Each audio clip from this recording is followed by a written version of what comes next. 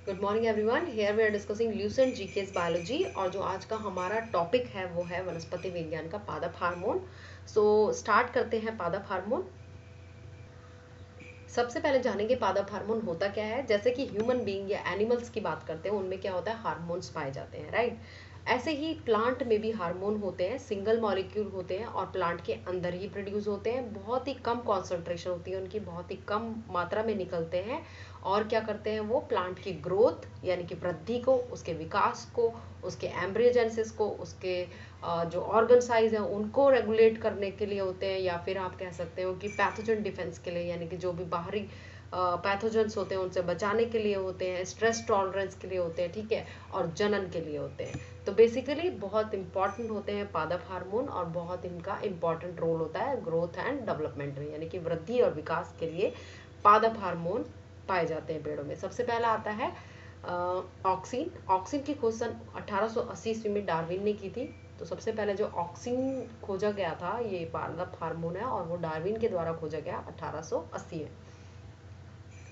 यह पौधे की वृद्धि को नियंत्रित करने वाला हार्मोन है, यानी कि पौधे की जो ग्रोथ होती है, वृद्धि होती है, उसको कौन नियंत्रित करता है, ऑक्सीन नियंत्रित करता है। इसका निर्माण पौधे के ऊपरी हिस्सों में होता है, ठीक है, यानी कि टिप पोर्शन पे होता है इसका, ठीक है। ऊपरी पौधे मतलब कि जैसे कि अगर कोई शूट है, तना है, तो उसके ऊपरी भाग में इसका निर्माण होता है। इसके प्रमुख कार्य, इसके कारण पौधों की शीर्ष की प्रमुखता हो जाती है, ठीक है। जो शीर्ष भाग होता है, पौधे की वृद्धि जो होती है वो इसी इसी हार्मोन की वजह से होती है, ऑक्सीन की वजह से होती है। और पार्श्विक कलिकाओं की वृद्धि रुक जाती है और जो साइड वाली जो कलिकाएं होती है उनकी वृद्धि रुक जाती है। या पत्तियों का विलग्न रोकता है। विलग्न मतलब कि जो पत्तियां झड़ने से रोकता है या खरपतवार को नष्ट कर देता है, ठीक है। खरपतवार एक तरह से पैथोजन हो गए हैं, उनको ये नष्ट करने का काम करता है। इसके द्वारा एनिशेक फल प्राप्त किए जाते हैं, जो हमने पार्थिनोकार्पी पढ़ा था।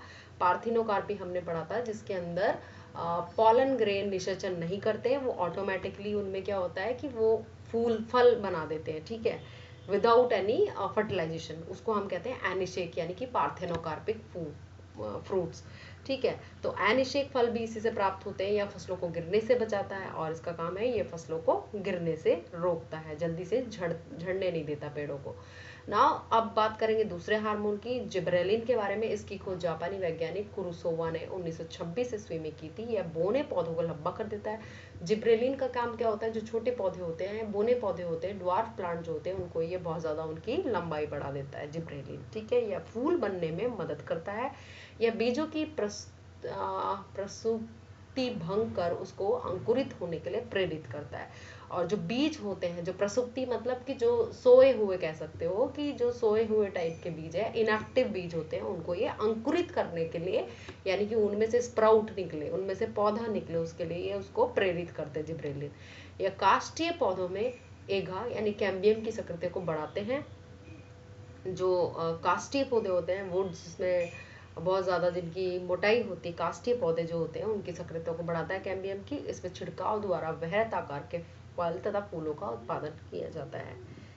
अब इसके जिब्रेलिन के छिड़काव से जो बड़े बड़े फूल होते हैं, बड़े बड़े आकार के फल लगते हैं, या आप कह सकते हैं कि बहुत ज़्यादा फल बहुत ज़्यादा बढ़ गया है, वो उसका आकार जो होता है, अगर जिब्रेलिन हम किसी छोटे उसका फूल या फल छोटा है, अगर उस पेड़ पे छिड़काव कर दे तो उसका फल बहुत ज़्यादा बड़ा हो जाता है, ठीक है। उसका वृहद आकार के लिए रिस्पॉन्सिबल है। जिब्रेलिन कवक से निकाले जाते हैं, ठीक है। और जिब्रेलिन हार्मोन जो होते हैं, अगर आर्टिफिशियल की बात करें तो वो कवक से निकाले जाते हैं।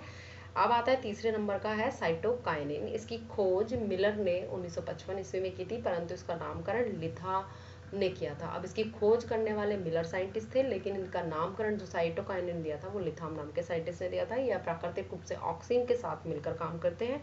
ऑक्सीन और जो साइटोकाइनिन है और ऑक्सीन है, वो दोनों एक दूसरे के साथ एक दूसरे की को रेगुलेट करके काम करते हैं। यह ऑक्सीन की उपस्थिति में कोशिका विभाजन और विकास में मदद करता है।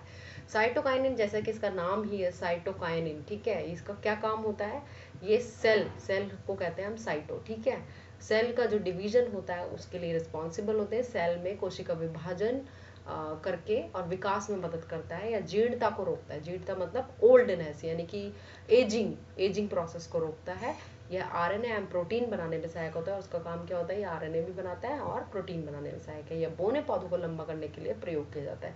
बेसिकली जो बोने पौधों को लंबा करने का जो प्रयोग है, जो वो किसके द्वारा, मतलब बोने पौधे लंबे किसके द्वारा होते हैं, तो जिब्रेलिन, आप मेन नाम याद रखिए, ठीक है। तो जिब्रेलिन का काम होता है बोने पौधों को लंबा करना। लेकिन साइटोकाइनिन का काम क्या होता है, कोशिका विभाजन का और विकास में, वृद्धि में मदद करता है।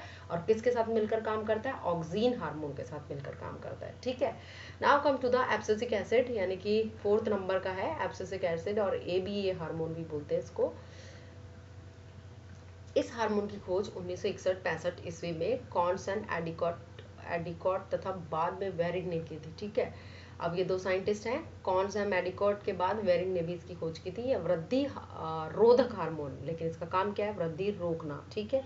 ये वृद्धि रोकने का काम करता है। लेकिन ऑक्सीन का क्या काम होता है, वृद्धि करना, ठीक है। यह बीजों को सुषुप्तावस्था में रखता है। अब इसका काम क्या है कि बीजों को सुषुप्तावस्था में रखता है, यानी कि उनको इनएक्टिव स्टेज में ही रखता है, ठीक है। यह पत्तियों के विलग्न में मुख्य भूमिका निभाता है। जो एब्सिसिक एसिड होता है वो बेसिकली पत्तियां टूट के गिरती हैं, वो इसी हार्मोन, यानी कि पत्तियों का जो विलग्न होता है वो इसी के कारण होता है। यह पुष्पन में बाधक होता है, ठीक है, और पुष्प खिलने में ये बाधक होता है, राइट। अब आता है 5th नंबर का एथिलीन।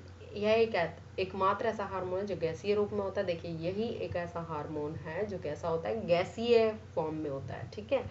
हार्मोन के रूप में इसे बर्ग ने 1962 ईस्वी में प्रमाणित किया।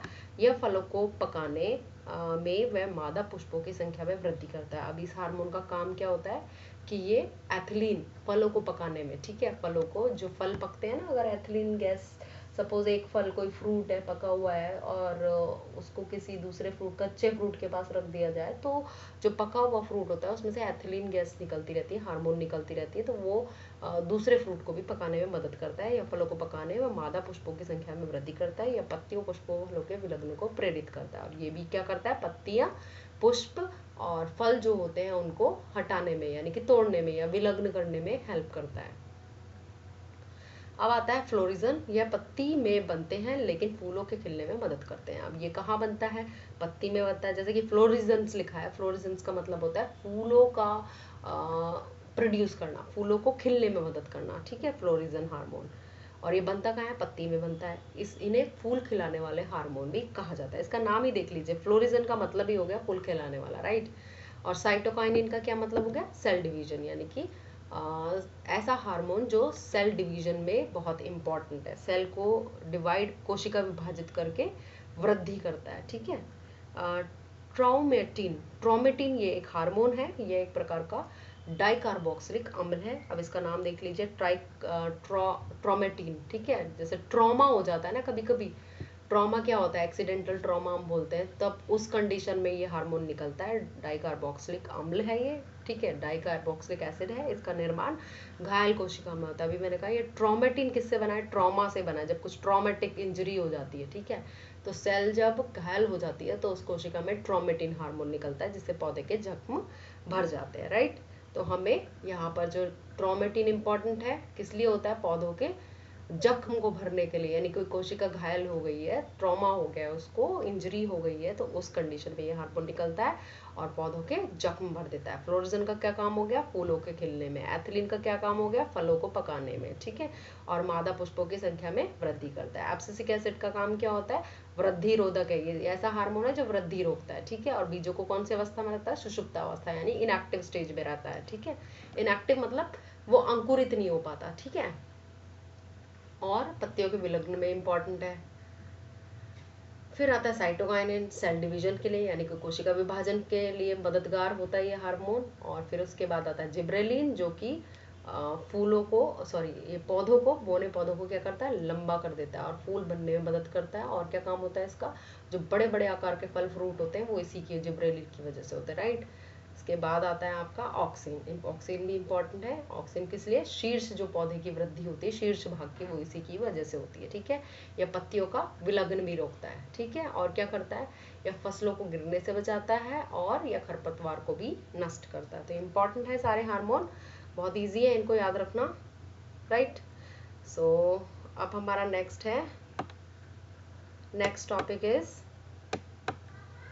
पादप रोग, वो हम अगली क्लास में करेंगे। So thank you very much.